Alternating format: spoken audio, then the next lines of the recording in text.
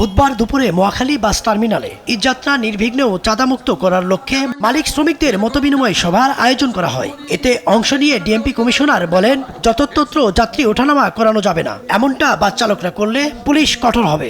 একই সঙ্গে টার্মিনাল সহ বিভিন্ন পয়েন্টে মোবাইল কোর্ট চালু থাকবে। যত্র দাঁড়িয়ে একজন দুজন প্যাসেঞ্জার উঠে 8-10 কিলোমিটার জাম করবেন না।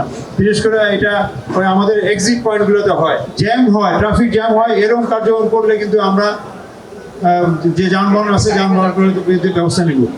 ঈদযাত্রাকে স্বস্তির করতে পুলিশ সব সংস্থার সঙ্গে সমন্বয় করে কাজ করছে বলেও জানান DMP commissioner. Anti slipper technology ও সফট টেক্সচারটায় নরম ঘাসের স্পর্শ, সাপোর্ট গ্রাস ম্যাট, নান্দনিকতার ছোঁয়া। আমাদের স্পেশাল টিম আছে, সোয়াট টিম, এইটাও বিভিন্ন জায়গায় মোতায়েন থাকবে।